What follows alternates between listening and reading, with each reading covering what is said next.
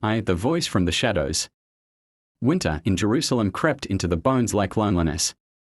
The city, enclosed behind its stone walls, bore the silence of thousands of years of history.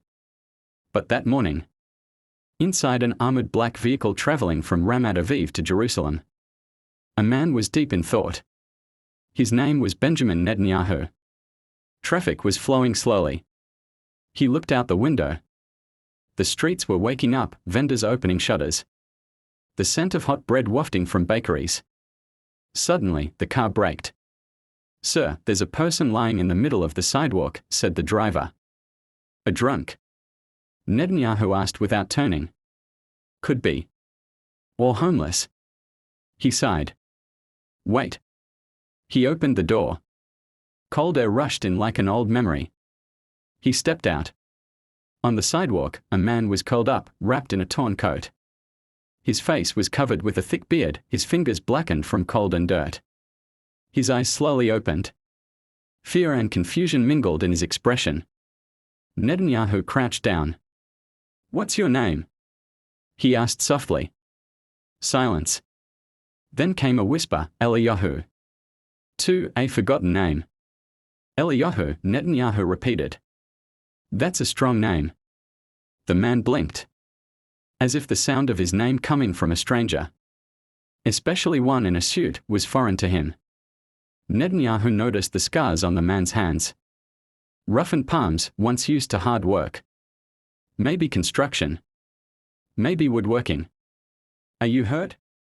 Eliyahu coughed and tried to sit up. His voice was like gravel. "Just tired. Just hungry." Netanyahu turned to his assistant. "Bring a blanket. And water. And food. Quickly." The security detail hesitated. "Sir, we can't delay here. This area isn't secure." "Then secure it," Netanyahu replied sharply. Within minutes, a warm blanket was wrapped around Eliyahu's shoulders. A thermos of soup, bread, and a bottle of water appeared. Eliyahu devoured it all in silence. His hands trembled, not just from the cold, but from the return of life. Netanyahu sat beside him, cross-legged on the cold pavement. Onlookers began to gather. Phones emerged from pockets. "Where are you from, Eliyahu?"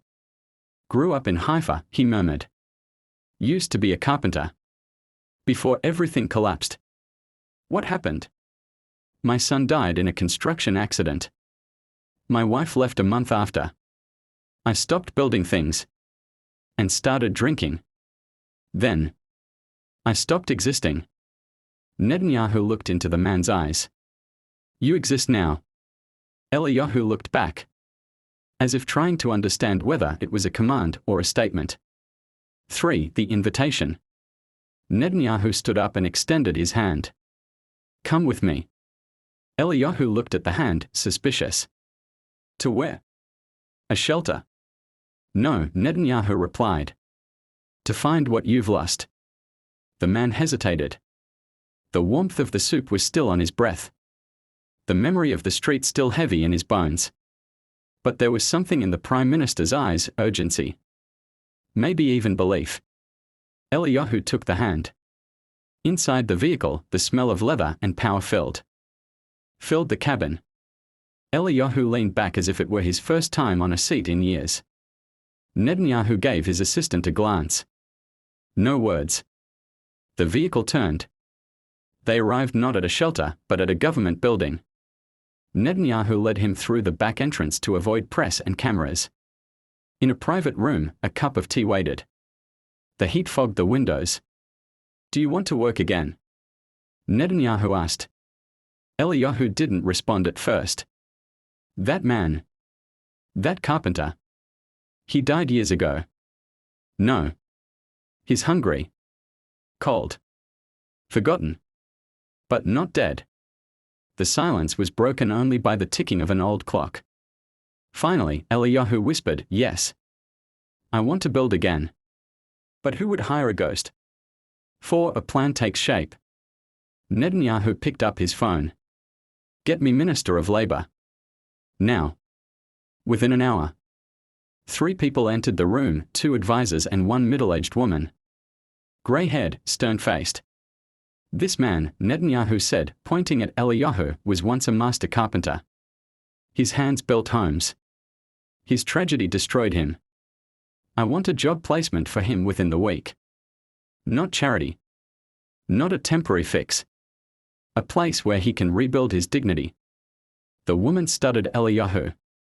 Does he have documents? ID. Eliyahu shook his head. Everything was lost. Burned, forgotten. We'll start there, she said. For the next few hours. A whirlwind of calls, checks, and signatures passed around Eliyahu. He sat in silence as people discussed him like he was half there, half potential. But by evening, he had a temporary ID, a medical appointment, and a meeting scheduled at a local carpentry cooperative in Beersheba. The first nail. A week later, a man stood in front of a workbench.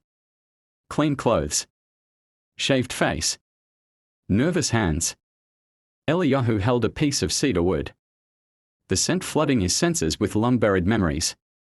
A supervisor stood nearby, nodding quietly. Take your time, he said. We don't expect miracles. But miracles don't always shout. Sometimes they begin with the sound of a single nail being hammered into wood. Eliyahu exhaled. Raise the hammer. Thud. It was crooked. He smiled. Then he pulled it out. Started again. 6. A Prime Minister's secret visit. 2 weeks later. Benjamin Netanyahu arrived at the workshop, unannounced, without press. Just him, in a simple coat. The supervisor greeted him. He's here. Doesn't know you're coming. Netanyahu entered. Eliyahu was sanding a tabletop. Focused, calm. A new man, still marked by the past, but no longer buried by it. When he looked up and saw Netanyahu, he froze. Then stood straight. I didn't think you'd come. I said you existed, didn't I? Netanyahu smiled. Eliyahu gestured to the table. It's not perfect. But it's mine. It's beautiful. Silence filled the space, warm and heavy with meaning. Then Netanyahu reached into his pocket. He pulled out a small wooden Star of David. I want you to carve me one of these. For my office. No rush. Eliyahu held it like it was a treasure. I'll make it better than that. I know you will. 7. Rebuilding the invisible. Weeks passed. Eliyahu's story, though never officially published, began to whisper its way through corridors of power and back alleys of Jerusalem.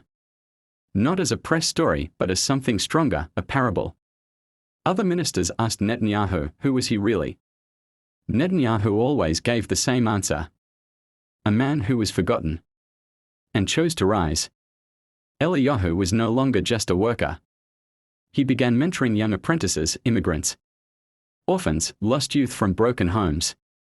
One of them, a thin boy named Maton, asked one day, is it true?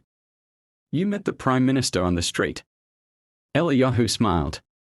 He met me. That's the difference. 8. The street remembers. Winter came again. Same streets. Same cracked stones. But this time, Eliyahu returned not with a cup, but with a coat. He carried thermoses of soup and boxes of gloves. Quietly, without press, without fanfare. A volunteer, not a victim. One night, he found a man asleep on the bench where he once Saturday. He placed a blanket over him. The man stirred. Who are you? Eliyahu didn't answer. Just whispered, you exist. 9. Netanyahu's reflection. From his office window, Benjamin Netanyahu looked out at the city lights of Jerusalem. Behind him, on his bookshelf, sat a polished wooden Star of David, perfectly carved.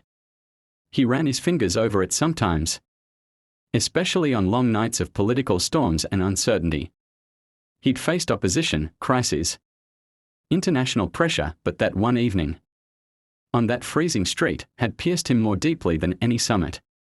His advisor once asked him, why that man?